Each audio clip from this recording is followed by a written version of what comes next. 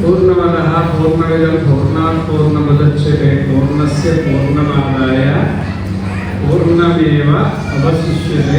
ఓం శాంతి శాంతి.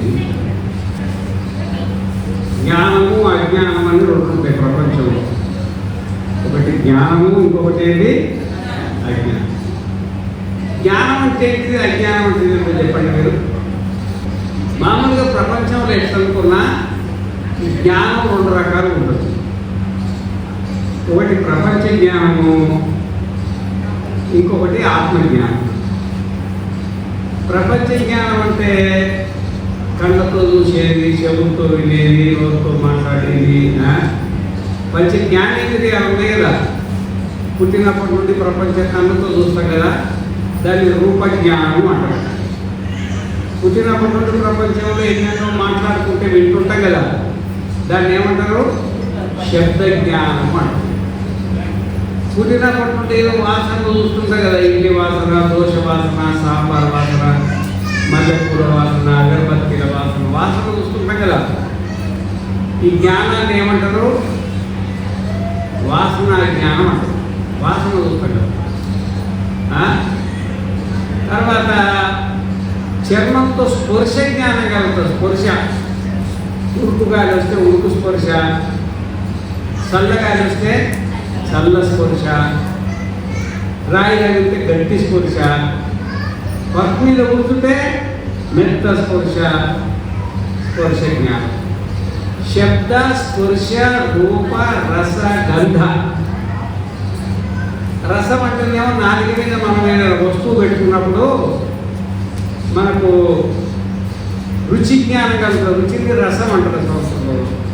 మధుర, ఆమ్ల, లవణ, కటు, కషాయ, తిక్త భేదాలు షడ్రస. అంటే తీపు, చేదు, ఉప్పు, పులుపు, వగరు, ఇవన్నీ ఉన్నాయి కదా. షడ్రసాలు అంటే 6 ఉన్నాయి కదా. ఈ 6 రసాల జ్ఞానం, దీనినే ప్రపంచ జ్ఞానం అంటారు. ఏమంటారు, ప్రపంచ జ్ఞానం. ఎవరు చూసినా ఇదే, ప్రధానమంత్రి చూసినా ఇదే, ఇక సర్పంచ్ చూసినా ఇదే, మనం చూసినా ఇదే. వాళ్ళ ప్రారంభం కొద్ది వాళ్ళకి కనబడతాయి. అన్నీ ఇవ్వగలుగుతారా? అందరూ అన్నీ వినగలుగుతారా? అందరూ అన్నీ తిరగలుగుతారా? ఎవరి ప్రారంభం కొద్ది వాళ్ళకి. కట్టితోటి నీ బిడ్డని నువ్వు చూస్తావు, నీ కొడుకుని నువ్వు చూస్తావు, నీ అల్లుళ్ళు, మన ప్రపంచం అంతా చూస్తావు. కళ్ళతోటి నువ్వు ఎంతలో కొంత చూస్తావు అనుకో. దీన్ని ఏమంటారు, ప్రపంచ జ్ఞానం. ఈ ప్రపంచ జ్ఞానము మీకు ఎవరెవరికి లేదో చేతులు ఎత్తండి. ఎవరెత్తలేరు? ప్రపంచ జ్ఞానం ఉన్నోళ్ళు ఎత్తండి. ఎంతమంది ఉన్నారు? నాకైతే నాకు కనబడుతుంది కదా రూపజ్ఞానం. మీకుందా? అమ్మగారు ఎత్తుతలేదు, అసలు జ్ఞానమే లేదు. ప్రపంచ జ్ఞానం లేదా? అందరికి ఉందన్నమాట.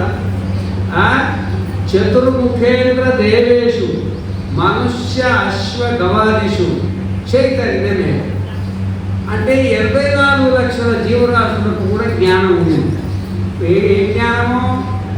ప్రపంచ జ్ఞానం. 84 లక్షల జీవరాశులు అంటే మరి 21 లక్ష రకాల జాతులు చెట్లు.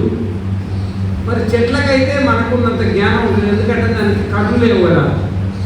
కళ్ళు ఉన్నాయా? చెవులున్నా? ముక్కుందా? నోరు ఉందా? దానికి స్పర్శ జ్ఞానం అంటే స్పర్శేంద్రియం ఒకటే ఉంది. అంటే వాళ్ళ ప్రారంభాన్ని బట్టి ఎక్కువ తక్కువ ఉండడానికి అవకాశం ఉందన్నమాట. అదే మరి స్వేదజ, నీళ్ళల్లో పుట్టినవి ఉంటుంది కదా, నీళ్ళల్లో పుట్టినవి. మరి నీళ్ళల్లో పుట్టిన వాటికి మరి వాళ్ళకు కూడా కొన్ని ఉంటాయి. 4 ఇట్లా 3 ఉంటాయి, 4 కొన్నింటికి 5 ఉంటాయి. అన్నీ మనం చూడలే కదా. ఉద్భిజ, స్వేదజ, అండజ. అండజం అంటే గుళ్ళల్లో పుట్టేది 21 లక్షల రకాల జాతులు. వాటికి కూడా ఉంటాయి. కళ్ళతో చూస్తాయి, చెవితో ఉంటాయి, ముక్కుతో వాసన చూస్తాయి, నాలుగుతో రుచి చూస్తాయి, స్పర్శ జ్ఞానం వాటికి కూడా ఉంటుంది. ఇక మనం పిండజం. పిండం అంటే తల్లిగారి నోరు మనం పుడతాం కదా, మనం పుడతాయి, ఆవులు పుడతాయి, కూతురు పుడతాయి, రకరకాల. అవి 21 లక్ష రకాలు. ఈ 84 లక్షల రకాల కొమ్ము పైన దేవలోకంలో ఉంటారు, దేవలోకం వాళ్ళకు కూడా ఉంటుంది రూపజ్ఞానం, రసజ్ఞానం, శబ్దజ్ఞానం. ఈ శబ్ద స్పర్శ రూపరసాల జ్ఞానం దేవలోకంలో కూడా ఉంటుంది. ఆ విధంగా కింద నరకలోకాలు ఉంటాయి కదా, నరకలోకాలు. ఆ నరకలోకంలో కూడా వాళ్ళకు కూడా మరి అన్ని ఉంటాయో కొన్నింటియో తెలియదు, వాటికి కూడా ఉంటాయి. కానీ మొత్తం మీద ఈ 5 5 ఉంటాయి, 5 4 ఉంటాయి, 5 3 ఉంటాయి, 5 2 ఉన్నది, కనీసం ఒకటైనా ఉంటుంది. ఈ ఒక జ్ఞానమైనా, 2 జ్ఞానాలైనా, 3 జ్ఞానాలైనా, 4 జ్ఞానాలైనా, 5 జ్ఞానాలైనా దీన్ని ఏ జ్ఞానం అంటే ప్రపంచ జ్ఞానం అంటారు. ఏమంటారు? ఈ ప్రపంచ జ్ఞానం ఎవరికి కలుగుతుంది? మనకు కలుగుతుంది. నీ ప్రపంచ జ్ఞానం నీకు కలుగుతుంది, నా ప్రపంచ జ్ఞానము ఎవరి ప్రపంచ జ్ఞానం వాళ్ళకి కలుగుతుంది. సరే, నీకు ప్రపంచ జ్ఞానం కలిగింది కదా, మరి నువ్వెవరు? ప్రపంచ జ్ఞానం నీకు కలిగింది. ప్రపంచ జ్ఞానం నీకు కలగడానికి నీ శరీరం సహకారం చేసింది. శరీరం లేకపోతే ప్రపంచ జ్ఞానం కలుగుతుందా? నీ ఇంద్రియాలు సహకారం చేసింది, కన్ను, చెవి, ముక్కు, నోరు. ఇవి లేకపోతే నీ ప్రపంచ జ్ఞానం కలుగుతుందా? ఇవి చూడాలని బుద్ధి పుడుతుంది కదా, మనస్సు లేకపోతే జ్ఞానం కలుగుతుందా? కలగదు. కాబట్టి ప్రపంచ జ్ఞానం కలగాలంటే నీ శరీరం నీకు సహకారం చేసింది, నీ ఇంద్రియాలు నీకు సహకారం చేసింది, నీ మనస్సు నీకు సహకారం చేసింది.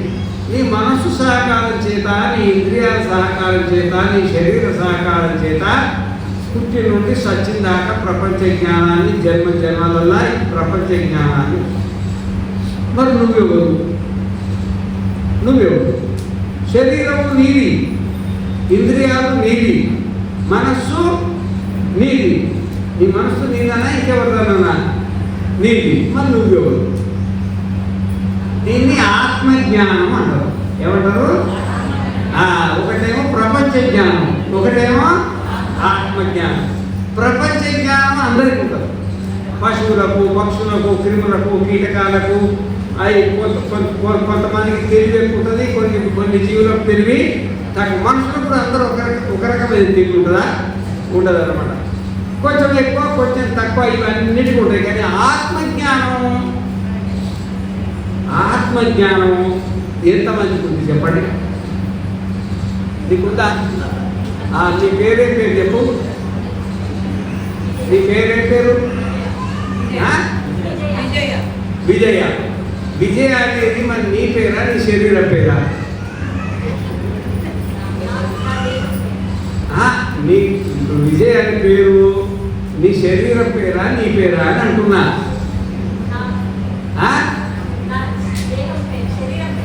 శరీరం పేరు కదా, మరి శరీరమే నేను అనుకుంటున్నావు కదా. మరి ఆత్మను అనుకున్నప్పుడు నేను ఆత్మను అనాలి కదా. విజయాన్ని ఎందుకన్నావు? మరి నువ్వు బ్రహ్మమే నేను కాదంటలేదు. పేరు అడిగినప్పుడు విజయాన్ని ఎందుకన్నావు? మరి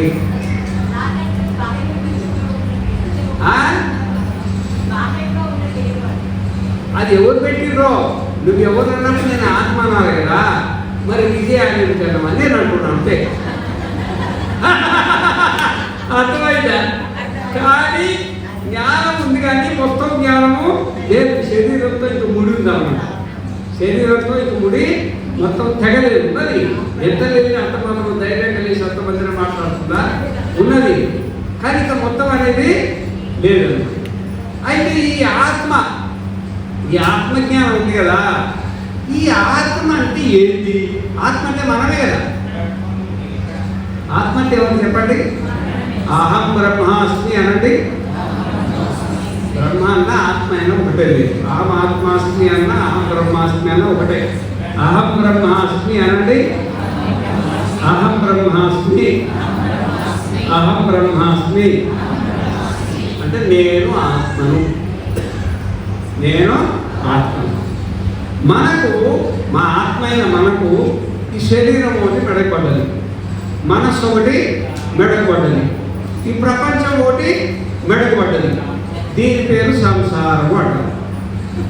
దీని పేరు ఏమంటారు? మన మనస్సే మనకు సంసారం, మన శరీరమే మన సంసారం. మన భార్య, పిల్లలు, ఏదో భర్త, ఇదే నీ సంసారం అన్నమాట. అయితే ఈ సంసారం ఉండని సంసారం ఉంటే ఉండని, కానీ ఈ సంసారంలో ఉన్న నువ్వెవరో నువ్వు తెలుసుకోవాలి. సంసారాన్ని వదిలిపెట్టి ఎక్కడికి పోతాను చెప్పండి? నువ్వు రాముడు పెద్ద సంసారే, కృష్ణుడు పెద్ద సంసారే, మరి వాళ్ళకి ఆత్మజ్ఞానం ఉంది. మరి మనకి కూడా ఉండాలా ఉండొద్దా? ఉండాలి. మరి ఆ ఆత్మజ్ఞానం అనేది ఎక్కడ దొరుకుతుంది చెప్పండి? ఆ ఆత్మజ్ఞానం అనేది ఉపనిషత్తులో దొరుకుతుంది. ఎక్కడ దొరుకుతుంది? ఉపనిషత్తులో దొరుకుతుంది. మరి ఆ ఉపనిషత్తులు చదివితే అర్థమైందా? ఆయనంతా అనిపిస్తాయి కానీ కాదు. ఆ ఉపనిషత్తులు గురుముఖంగా, ఎవరి ముఖంగా? గురుముఖంగా అధ్యయనం చేసి దాని ఆత్మానాత్మ విచారణము, ఇహ అముత్రార్థ ఫలభోగ విరాగము, శమాది షట్క సంపత్తి, ముముక్షుత్వము కలిగి ఉపనిషత్తులను అధ్యయనం చేసి నేను ఆత్మను అని అనుభవానికి పొందింది అనుకోండి, వాళ్ళని ఏమంటారు తెలుసా? బ్రహ్మనిష్ఠుడు అంటారు. ఏమంటారు? బ్రహ్మనిష్ఠుడు. మరి మనమేవరము? శరీరనిష్ఠుడు. శరీరం మీద నిష్ఠ. పొద్దునే వేసి దీనికి పండు తోవి, దీనికి స్నానం చేయించి, దీనికి గుడ్డలు తొడిగి, దీనికి బొట్టు పెట్టి, దీనికి అలంకారం వేసి, దీనికి ఛాయలు పోసి, దీనికి టిఫిన్ పోసి, దీనికి అన్నం పెట్టి, మరి శరీరాన్ని బతికించడానికి దుకాణాలు పెట్టి, వ్యాపారాలు చేసి, ఉద్యోగాలు చేసి, ఇది బ్రహ్మనిష్ట అయిందా? శరీర నిష్ట అయిందా? శరీరం మీద శ్రద్ధను శరీర నిష్ట అంటారు. పొద్దునే వేసి శరీర నిష్ట ఉన్నారు. అయితే అదే గురువు గారు ఏం చేస్తారంటే బ్రహ్మనిష్ట కలిగి ఉన్నారు. బ్రహ్మనిష్ట అంటే అహర్నిశ మనం ఇట్లా శరీరం అని అనుకుంటున్నామో, పొద్దున్నే వేసి సాయంత్రం దాకా మనం ఏమనుకుంటాం చెప్పండి? నేను శరీరం అనుకొని శరీరానికి సేవ చేస్తాం కదా, మనకి ఇంకెవరు ఉందా? అట్లా ఏ గురువు అయితే గురువు దగ్గర కూర్చొని ఉపనిషత్తులను చక్కగా అధ్యయనం చేసి 24 గంటలు కూడా నేను ఆత్మను నేను ఆత్మనని అవగాహన కలిగి ఉంటారో వాళ్ళని ఏమంటారు చెప్పండి? బ్రహ్మనిష్ఠుడు. ఏమంటారు? బ్రహ్మనిష్ఠుడు. వాళ్ళు పురుషులైనా కానీ స్త్రీలైనా కానీ ఎవరైనా సరే, ఎవరైతే నేను ఆత్మనని అవగాహన పొందినరో, అవగాహన పొంది ఆ స్వరూపంలో ఉంటారో, అంటే తన స్వరూపంలో ఉంటారు, దాన్ని బ్రహ్మనిష్ఠ అంటారు. అయితే మనకు ప్రపంచ జ్ఞానం అందరికీ ఉంది. మరి బ్రహ్మజ్ఞానం అందరికీ ఉందా? ఏ కొందరికో ఉంది. మనుష్యానాం సహస్రేషు కశ్చిత్ యతతి సిద్ధయే యతతామప సిద్ధానాం కశ్చిన్ మాం వేత్తి తత్వత. భగవద్గీత. ఏ వేల మందిలో ఒకరికో ఇదో విశ్వనాథ క్షేత్రంలో యజ్ఞం చేస్తున్నారు, పోవాలా, గురువుగారు ఉపనిషత్తుల గురించి చెప్తున్నారు, వినాలా, మనం బతికుండగానే ఆత్మ సాక్షాత్కారం చేసుకోవాలా అని శ్రద్ధతో వచ్చే వాళ్ళు చాలా తక్కువ ఉంటారు. మనుష్యానాం సహస్రేషు కశ్చిత్ యతతి సిద్ధయే అంటే ఆత్మ సాక్షాత్కారాన్ని పొందాలని ఏ వేల మందిలో ఒకరికి బుద్ధి పుట్టదా. యతతామపి సిద్ధానాం కశ్చిన్ మాం వేత్తి తత్పర. అట్లా అనుకున్న వాళ్ళలో ఏ ఒక్కడికి వాళ్ళు సిద్ధిస్తుందంట. అందరికీ సిద్ధించదు. ఎందుకంటే ప్రారంభం అనుకూలం ఉండాలి కదా. ఇంటికి రావాలన్నా కానీ మాకు భోగాలు అలివేలా ఉంది, అవి భర్తలేడు లేదు, మరి ఒకటే కూతురు ఉంది, మళ్ళీ ఆ కూతురుకు పెళ్ళైంది, పిల్లలు అయ్యారు, ఇక సంసారం వదిలిపెట్టి పిల్లల్ని సేవ చేస్తుంది. బ్రహ్మనిష్ట అయిపోలేదు, మొత్తం సంసార నిష్ట అయిపోయింది అనమాట. ప్రారంభం కర్మ అట్లా ఏం చేస్తుందంటే కర్మ అనేది మనకు ప్రారంభం బాగలేనప్పుడు ఇక్కడికి రావాలని అనిపించింది. అదే కరెక్ట్ అనిపిస్తుంది. నేను చేసేదే కరెక్టు, నా ధర్మము, నా కర్మము అట్లా అనిపిస్తుంది అనమాట. బుద్ధుడికి అట్లా అనిపించిందా? బుద్ధుడికి ఆయన ఒకటే కొడుకు మరి ఒకటే కొడుకు మన పెళ్ళి అయింది, అందులో పెళ్ళి అయింది.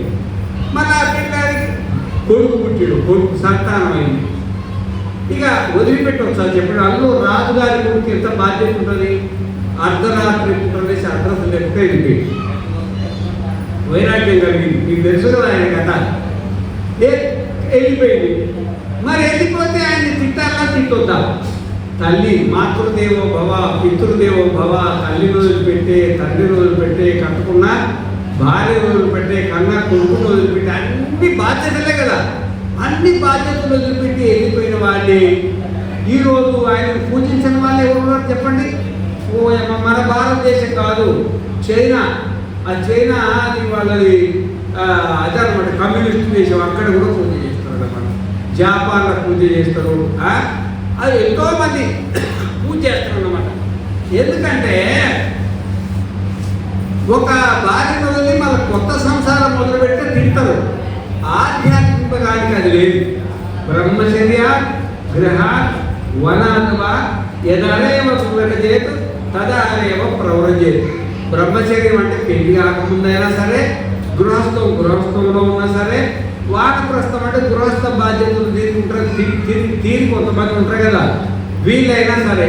యదరేవ విరజేత్ అంటే ఏ రోజు నీకు వైరాగ్యం కలిగిందో, అయితే చాలు సంసారం చాలు, నాకు వద్దు, దీనివల్ల ఉపయోగం లేదు, ఆత్మసాక్షాత్కారాన్ని పొందాలని ఏ రోజు బుద్ధి కలిగిందో తదహరే వాయి రేపటి కోసం చూడొద్దంట. ఎవరు పర్మిషన్ తీసుకోవాల్సిన అవసరమో లేదు. అంతే. లేకపోతే వాడికి ఏ దోషము కలగదన్నమాట. అనన్యాశ్చింతయంతో మాం ఏ జనా పర్యుపాసతే తేషాం నిత్యాభియుక్తానాం యోగ క్షేమం వహామ్యహం. ఆయననే కాదు, ఆయన సంసారాన్ని కూడా చూసుకుంటాడుగా దేవుడు అనమాట. రెండు చేతుల వాళ్ళని వదిలిపెడితే నీ చేతుల వాళ్ళని పట్టుకుంటాడు. రెండు చేతుల వాళ్ళు ఎవరంటే సంసారం అనమాట. ఈ సంసారం రెండు వాళ్ళని వదిలిపెట్టావనుకో నువ్వు, నిన్ను ఎవడు పట్టుకుంటాడు? నీ చేతుల వాడు. సహస్ర శీర్ష పురుష సహస్రాక్ష సహస్రపాద. నీ చేతుల వాడు పట్టుకుంటాడు. అందుకనే మోక్ష మార్గానికి ఎవరి అనుమతి అవసరమో లేదు. ఒకవేళ నీకు బాధ్యత అనిపిస్తే ఉండు. ఎప్పుడు అనిపిస్తుంది అంటే కర్మ ఉంటుంది కదా, ఆ కర్మ ఉన్నప్పుడు బాధ్యత అని అనిపిస్తుంది. అట్లా అనిపించినప్పుడు ఉండు, అదేదో ఉండు. కానీ చిన్న సంతానం కలిగితే ఈ బాధ్యతలు తెగిపోయి అప్పుడు ఈ ప్రపంచ జ్ఞానాన్ని వదిలిపెట్టి ఆత్మజ్ఞానం వైపు మళ్ళీ ఆత్మజ్ఞానం వైపు మళ్ళా. అయితే ఒకటేం ప్రపంచం, ఒకటేం శరీరము, ఒకటేం మనస్సు. మన ప్రపంచము, మన శరీరము, మన మనస్సు, ఈ మూడు కలిసి మనకు సేవ చేస్తున్నాయి. మనమెవరము? ఆత్మ. మన ప్రపంచ జ్ఞానం ఉంది, మన శరీర జ్ఞానం ఉంది, మన మనస్సు జ్ఞానం ఉంది. మన జ్ఞానం మనకు ఉందా? లేదు. నువ్వెవరు అంటే చెప్పలేకపోతున్నావు. మన జ్ఞానం మనకు లేదు. ఆ మన జ్ఞానము మనకు లేకపోవడాన్ని అజ్ఞానము అంటారు. ఏమంటారు? అజ్ఞానేన వృతం జ్ఞానం ఏన ముఖ్యం విజంతవ జ్ఞానేన తు తదజ్ఞానం ఏషాం నాశితమాత్మనః ఏషాం ఆదిత్యవజ్ఞానం ప్రకాశేతి తత్పరం తద్బుద్ధయః తదాత్మానః తన్నిష్టాః తత్పరాయణాః గచ్చంతి అపునరావృత్తి జ్ఞాన నిర్ధూత కల్మషాః. అజ్ఞానేన ఆవృతం జ్ఞానం. ఈ అజ్ఞానం చేత జ్ఞానం అనేది ఆవృతమైంది. ఈ అజ్ఞానం ఏంటి? మన ప్రపంచము, మన శరీరము, మన మనస్సు, దీని పేరే అజ్ఞానం. దాని చేత ఆవృతమైంది. అంటే మనమేమో మనం తెలుసుకోలేకపోతున్నాం. మనమెవరో మనం తెలుసుకుందామంటే మన ప్రపంచం అడ్డం వస్తుంది, మన శరీరం అడ్డం వస్తుంది, మన మనస్సు మనకు అడ్డం వచ్చి ఆవరించేసాను. జ్ఞానేన తు తదజ్ఞానం ఏషాం నాశితమాత్మనః. ఎవరికైతే ఆత్మజ్ఞానం కలిగిందో, అజ్ఞానం నశించిందో, ఎవరికి నశిస్తుంది? తద్బుద్ధయః తదాత్మానః తన్నిష్టాః తత్పరాయణాః.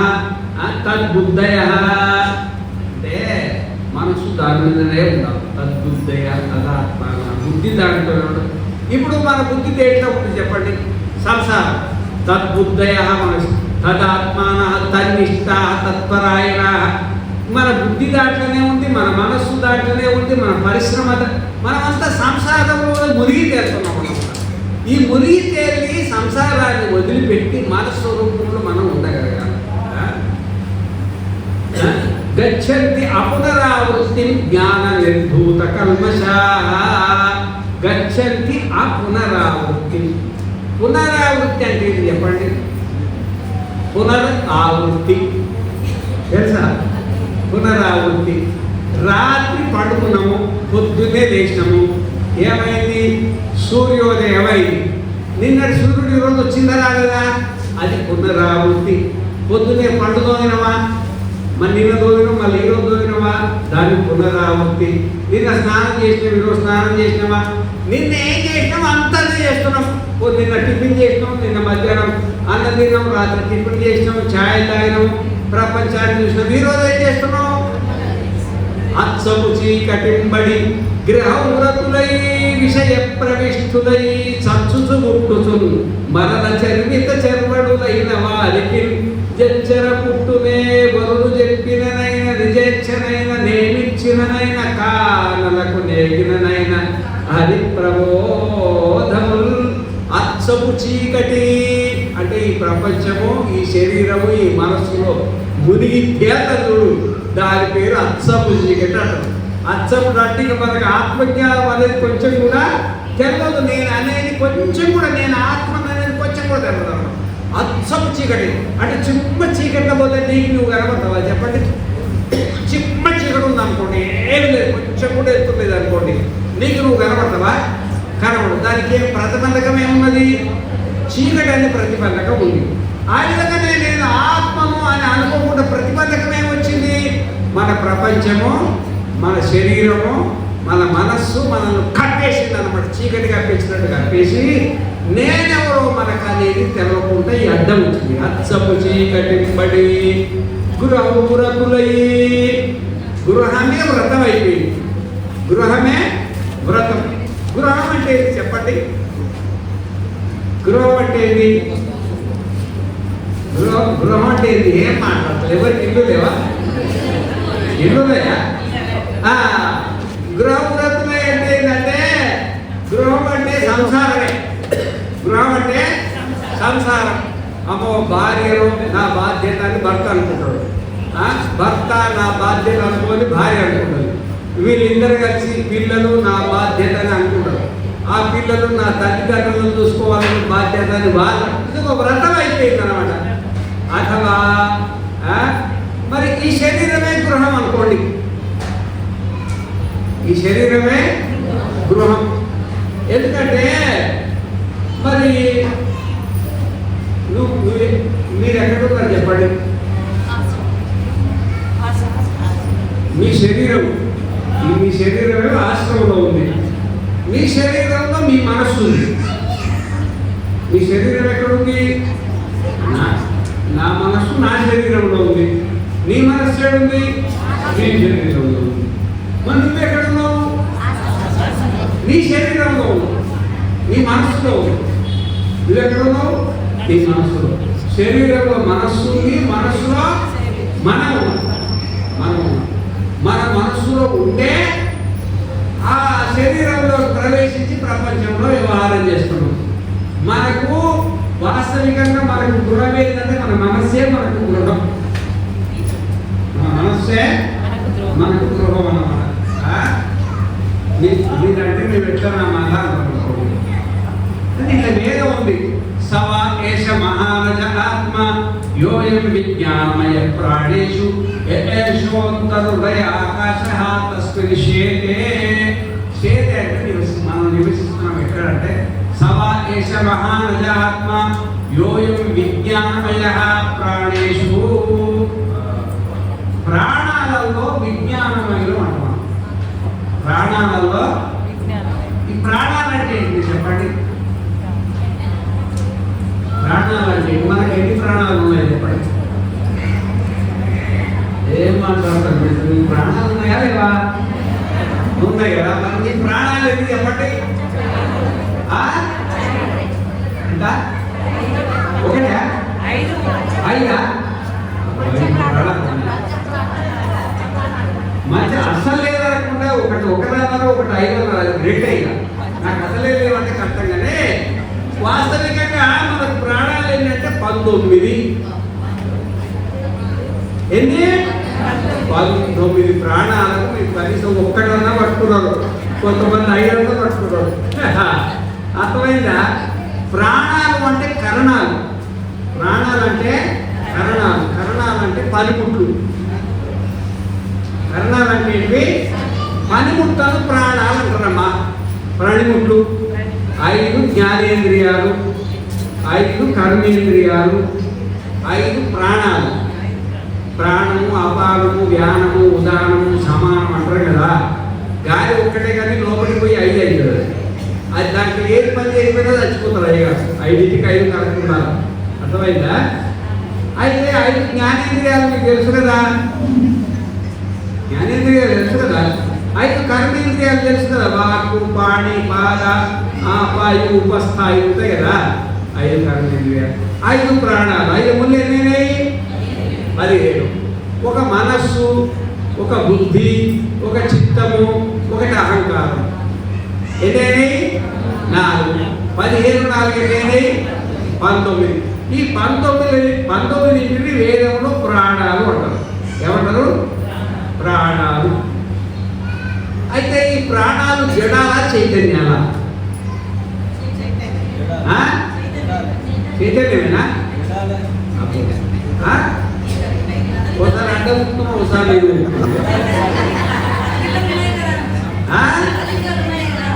ప్రాణాలు మరి జడమా చైతన్యమా? చైతన్యం అంట. ఇప్పుడు బంగారంతో ఒక ఆభరణం తయారు చేసినాం అనుకోండి. ఆభరణం బంగారానికి ఏ గుణం ఉంటే ఆభరణానికి అదే గుణం ఉంటుంది కదా. ఇప్పుడు బంగారం జడం అనుకో, ఆభరణం ఏమవుతుంది? జడమవుతుందా చైతన్యం అవుతుందా? ఇప్పుడు మట్టితోటి కుండలు తయారు చేసినాం అనుకోండి. మట్టి జడమైతే కుండలు జడమైతే చైతన్యమైతేయా? ఏమైతే? జడమైతే కదా. అది దానికి మూలమే. ఈ మూలానికి ఏ గుణం ఉంటే దాని కార్యానికి కూడా, కారణానికి ఏ గుణం ఉంటే కార్యానికి అదే గుణం ఉంటుంది. ఇప్పుడు దోషపిండి ఉంది, దోషలు పోసినాము. దోషపిండి జడమైతే దోషం చైతన్యం అవుతుందా? ఇడ్లీ పిండి ఉన్నది, ఇడ్లీ పిండితో ఇడ్లీలు పోసినాము. ఇడ్లీలు జడమైతే దోషం. మరి ఇడ్లీ పిండి జడమైతే ఇడ్లీలు చైతన్యం అవుతాయా? ఈ 19 కూడా ప్రకృతితో తయారైంది. 19 దేంతో తయారైంది? ప్రకృతితో తయారైంది. ప్రకృతి జడమా చైతన్యమా?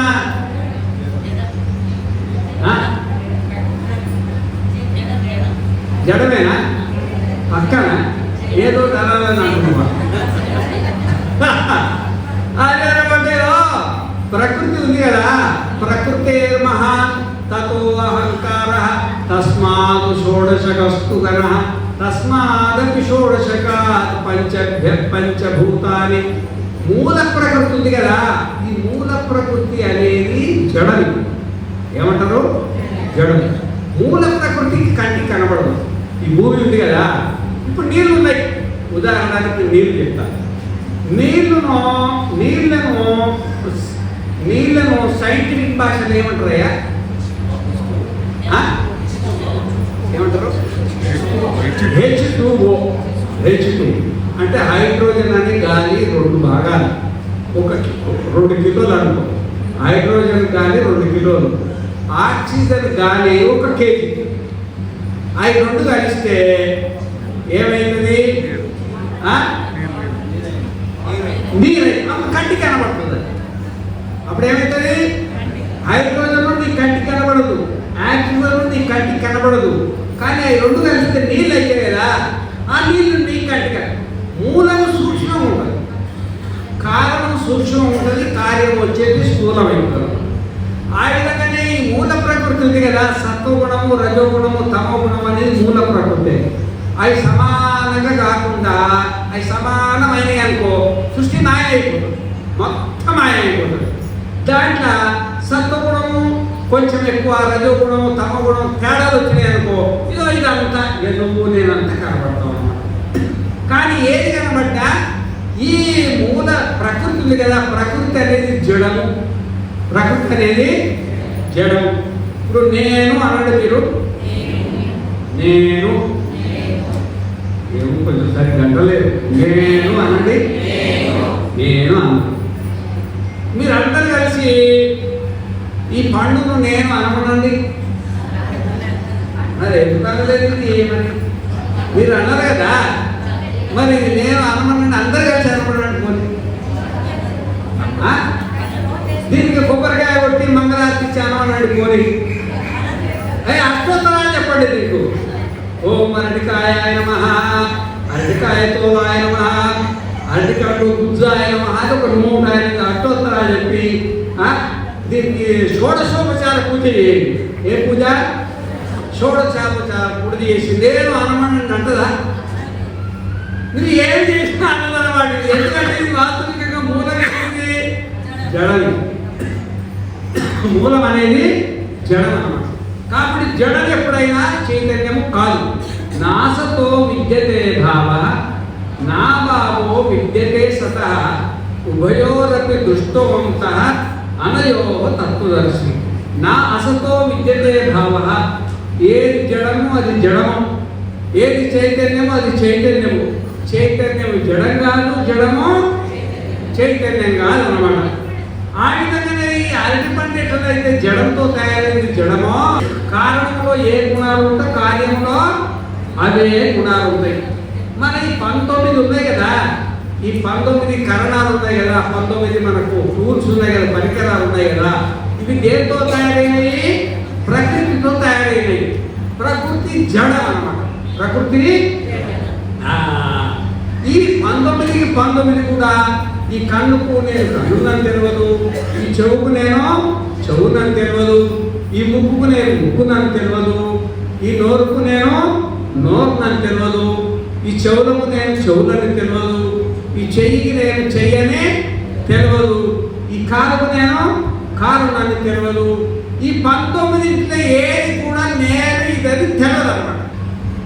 ఇది చెవుని గుర్తించేది మనమే, ఇది ముక్కని గుర్తించేది మనమే, ఇది నోరని గుర్తించేది మనమే, ఇది కాళ్ళు చేతులని గుర్తించేది మనమే, ఇది ప్రాణము అపానము వ్యానము ఉదానము సమానం అని గుర్తించేది మనమే, ఇది మనస్సు అని గుర్తించేది మనమే, ఇది బుద్ధి అని గుర్తించేది మనమే, ఇది చిత్తం అని గుర్తించేది మనమే, అది అహంకారాన్ని గుర్తించేది కూడా మనమే.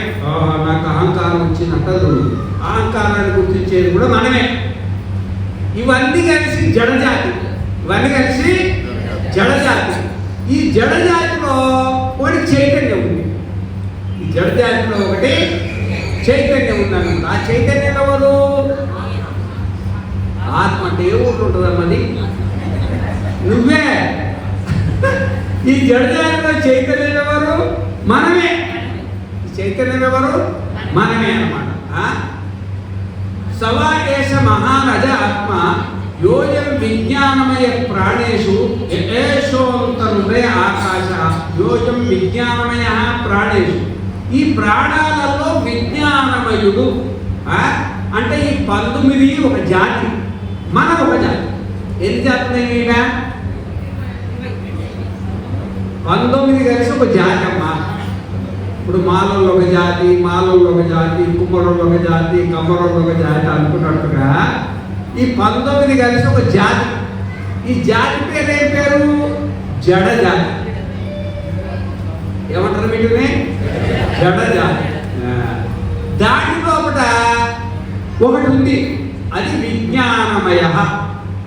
అది విజ్ఞానమయ అంటే విజ్ఞాన ప్రాచుర్య, అపరిణుక్త జ్ఞాన స్వరూప అంటే ఎప్పటికీ కూడా లోపించని జ్ఞానం కలిగిన స్వరూపం అన్నమాట. అపరిణుక్త, ఎప్పటికీ కూడా జ్ఞానం లోపించదు. ఎందుకంటే కొన్నిటికి జ్ఞానం తాత్కాలికంగా ఉంటుంది కానీ లోపం అయిపోతుంది. ఎట్లా? ఇప్పుడు మన మనస్సు ఉంది, మన మనస్సు. ఇప్పుడు నేను నీకు కనబడుతున్నానా? కనబడుతున్నానా? నిజంగా ఏం గట్టిగా అంటలేరు. ఇప్పుడు ఉంది, ఇప్పుడు ఉంది. సరే స్వప్నం కూడా వచ్చింది అనుకో నీకు, ఆ స్వప్నంలో కూడా నేను వచ్చి నీకు ఉపన్యాసం చెప్పింది అనుకో, అప్పుడు కూడా కనబడనా? ఇప్పుడు కనబడ్డట్టు కనబడకపోయినా అప్పుడు ఎన్నో రకాలు కనబడతా కదా. సరే స్వప్నం అయిపోయింది, జాగ్రత్త అయిపోయింది, నువ్వు సుషుప్తిలో ఉన్నావు అనుకో మాట, అప్పుడు నేను వచ్చి నీకు ఉపన్యాసం చెప్తాను అనుకో, నీకు వినబడుతుందా? మరి ఏమైంది? ఇప్పుడు ఈ మనసు ఇంటున్నది, ఒళ్ళు దగ్గర పెట్టుకోనటువంటి ఈ స్వామిని కొత్త విషయాలు ఎక్కడ నుండో పట్టుకొస్తాడు, కొత్త ఏం చెప్తున్నది అనిపిస్తుంది. మరి ఇప్పుడేమో నీకు మంచిగా వినబడుతున్నది, కన్ను చూస్తున్నది, చెవి ఇస్తున్నది, నోరు అన్ని జాగ్రత్తగా దశ మొత్తము 15-20 ఒక్కగానే బాగా పనిచేస్తున్నాయి. మరి సుషుప్తిలో మరి నేను చెప్పింది నీకు ఇంటికి వినబడుతుంది అంటే ఇప్పుడు దానికి జ్ఞానం ఉంది, అప్పుడు జ్ఞానం లోపించింది. ఇప్పుడు మనసు జ్ఞానం ఉంది, సుషుప్తిలో పోయేప్పటికి ఏమైంది? దానికి జ్ఞానం లేదు, దాని జ్ఞానము పరిమితం అయిపోయింది, అంటే పోయిందన్నమాట, జ్ఞానం లేదు. అంటే ఈ మనస్సుకు ఒకప్పుడు జ్ఞానం ఉంటుంది, అంటే జాగ్రత్త అవస్థలా, ఒకప్పుడు జ్ఞానం ఉంటుంది స్వప్న అవస్థలా, ఒకప్పుడు జ్ఞానము ఉండదు ఎక్కడ? సుషుప్తి అవస్థల. మనకు మాత్రం ఎప్పటికి ఉంటుంది, జాగ్రత్తలో ఉంటుంది, స్వప్నంలో ఉంటుంది, సుషుప్తిలో కూడా మనకు జ్ఞానం ఉంటుంది. అపరిణుప్త జ్ఞాన స్వరూప అంటే ఈ ప్రపంచంలో టెంపరరీ కొంత జ్ఞానం ఉంటుంది. ఈ జ్ఞానం శరీరానికి, మనస్సుకు, ఇంద్రియాలకు కొంచెం జ్ఞానం ఉంటుంది, కానీ ఈ జ్ఞానం శాశ్వతంగా ఉండదు. జాగ్రత్తలో ఉంటుంది, స్వప్నంలో ఉంటుంది, కానీ సుషుప్తిలో ఉండదు. కాబట్టి ఈ జ్ఞానం ఒకప్పుడు ఉండి ఒకప్పుడు లేకపోతే అది ఎప్పుడు లేనట్టే లెక్క. ఇప్పుడు పెంక ఉంటాను, పెంక ఉన్నాయా మీరు? రొట్టెలు దోషాలు పోస్తారు కదా, అది ఒకప్పుడు కాలుతుంది, ఒకప్పుడు కాలదు. ఎప్పుడు కాలుతుంది? పొయ్యి మీద పెట్టినప్పుడు కాలుతుంది.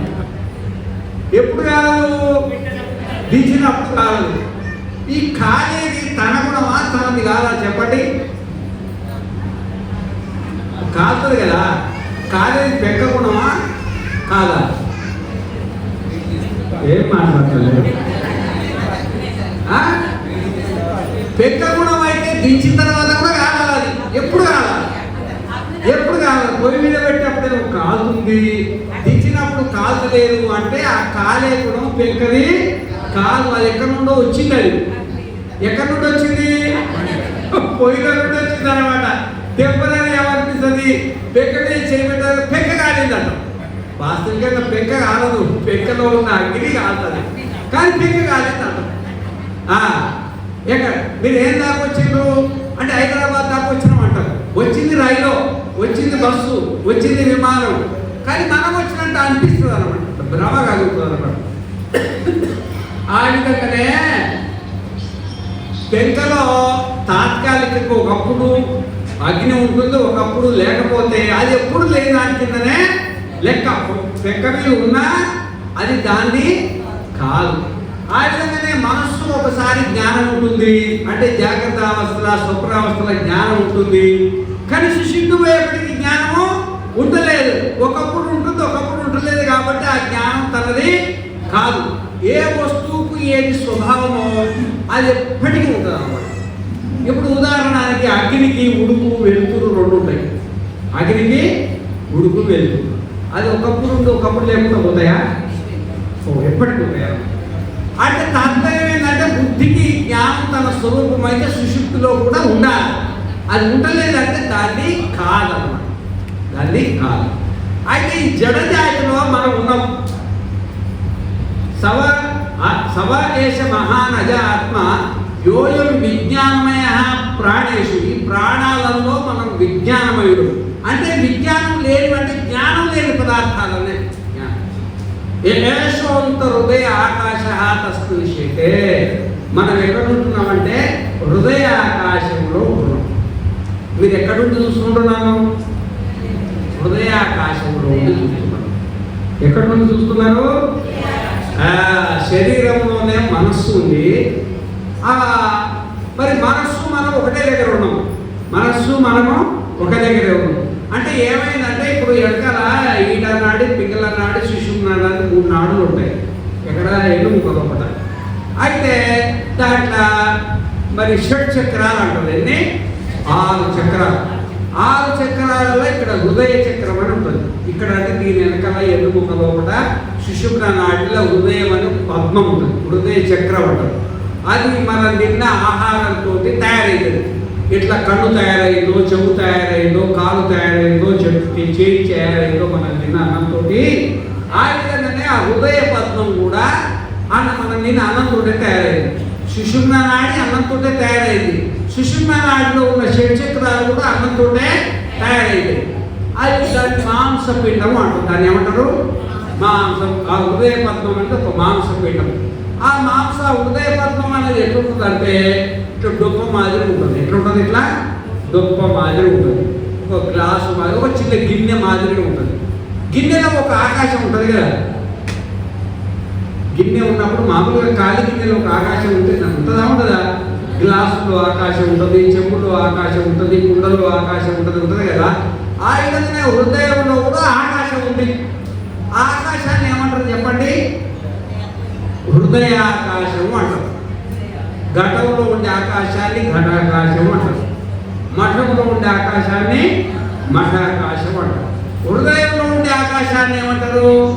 హృదయాకాశం. అక్కడ హృదయాకాశంలో ఇద్దరే కూర్చున్నారు. ఎవరు? ఇద్దరే. ఒకటి బుద్ధి, ఒకటి మనం.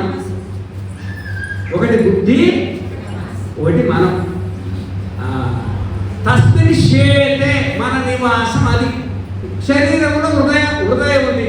హృదయంలో ఆకాశం ఉంది. ఆకాశంలో మనము మన మనస్సు రూపమయ్యాము. కానీ ఎట్లున్నాం అనేది తెలియట్లేదు. తెలుస్తుందా? నేను హృదయాకాశం. ఇప్పుడు నా కన్ను ఇట్లున్నది, నా చెవి ఇట్లుంది, నా ముక్కు ఇట్లుంది, మా నోరు ఇట్లుందని ఎక్కడ అద్దంలో చూసుకుని చెప్పుకోరా. ఆ హృదయాకాశంలో మనం ఉన్నాం, కానీ మనం ఎట్లున్నామో తెలియదు కదా. ఆ తెలియకపోవడాన్ని అజ్ఞానం అంటారు. ఏమంటారు? అజ్ఞానం. ఒకటేమో ప్రపంచ జ్ఞానం, ఒకటేమో మన జ్ఞానం. ప్రపంచ జ్ఞానం అంటే విషయ జ్ఞానం మనకు ఉన్నది, కానీ మన జ్ఞానం మనకు లేదు. అది కలగాలంటే మనం ఏం చేయాలా? శ్రోత్రియం బ్రహ్మనిష్టం అంటే ఉపనిషత్తులను గురువు దగ్గర అధ్యయనం చేసి అనుష్ఠానం చేసి నేను ఆత్మనే అని ఆత్మజ్ఞానాన్ని పొంది ఆత్మజ్ఞానంలో ఉండే గురువు ఉంటాడు. ఆ గురువు దగ్గరికి పోతే ఆయన తెలుసు కాబట్టి నీకు చెప్తాడు. పుస్తకాలు చదివి చెప్పడం వేరు, పుస్తకాలు చదివి చెప్పడం వేరు. ఆ చెప్పినోడు తెలియదు, విన్నోడు కూడా తెలియకపోవచ్చు. అంతేనేమనీయమానాయ కాగా బహునాయాకి మరి ఎంత విన్నా కానీ ఆత్మజ్ఞానం కాగలం. అందుకనే మనం ఇప్పుడు మా ఆకుతోట సత్యలక్ష్మి ఎందుకంటే మనం సత్యస్వరూపము, లక్ష్మీ స్వరూపము. తెగ దానాలు చేస్తుంటారు. దానాలు, ధర్మాలు, పుణ్యపడము. వీరెడ్ల పెద్ద పేరుంది ఆ దగ్గరికి. ఎవరు పోయినా ఉంటుంది చేతిలో ఓరిగా. మరి ఆ సత్యలక్ష్మి అమ్మగారు ఈ యజ్ఞం పెట్టింది. మరి యజ్ఞం పెట్టి మమ్మల్ని అందరూ ఆహ్వానించింది. మనం అందరూ వచ్చినాం. వస్తే ఈ ప్రపంచ జ్ఞానం దొరుకుతుంది, అంతటా దొరుకుతుంది, కానీ ఆత్మజ్ఞానం అంతా దొరుకుతుందా? దొరకదు. కాబట్టి ఇక్కడ ఆత్మజ్ఞానం అనేది మనం సంపాదించుకోవాలి. మనం బతుకుండగానే సంపాదించుకోవాలి. దానివల్ల ఏం జరుగుతుంది అంటే మనకు ఈ ఆవృత్తి ఉంటుంది చూడంటే, మాటి పుట్టడం చావడం ఉంటుంది చూడు. అచ్చము కఠిన పడి రౌగ్రతులై విషయ ప్రవిష్టులై సచ్చులు పుట్టుచోడు మరల చర్మిత చెరవడులైన వారికి మళ్ళీ పుట్టాలా, పుట్టినప్పుడు పెళ్లి చేసుకోవాలా, పిల్లలు కనాలా, మళ్ళా కొద్దిసేపు నవ్వాలా, కొద్దిసేపు ఏడాలా. ఈ సంసార సుఖం ఉన్నప్పుడే మంచిగానే అనిపిస్తుంది, దుఃఖం ఉన్నప్పుడు ఈ సంసారం స్వామి అని అనిపిస్తుంది అనమాట. ఈ మాదిరిగా ఎన్నిసార్లు పుట్టి ఎన్నిసార్లు వస్తామో ఒకసారి ఆత్మజ్ఞానం కలిగితే ఈ పుట్టే సత్య చక్రం ఆగిపోతుంది అనమాట. ఇది ఒక మానవుడికి మాత్రమే సాధ్యం. ఎవరికి? ఒక మానవుడికి మాత్రమే ఈ సంసార చక్రంలో నుండి బయటపడే యోగ్యత ఉంటాం. అందుకనే మనం బతుకుండగానే ఆత్మజ్ఞానం పొందాలి. ఆత్మజ్ఞానం పొందాలంటే దానికి సరిపడ పుణ్యం ఉండాలి. దానికి ఏముండాలా? పుణ్యం ఉంటుంది. సంసారం మీద వైరాగ్యం కలుగుతుంది. అందుకని ఈ పుణ్యకార్యాలు మనము చెయ్యాలన్నమాట. మరి వేదంలో కూడా అదే చెప్పిందనమాట. కుర్వన్నేవేహ కర్మాణి జిజీవిచే క్షతకం సమాహ ఏవం పోయి నాణ్యతే దోస్తి న కర్మ లిఖితం.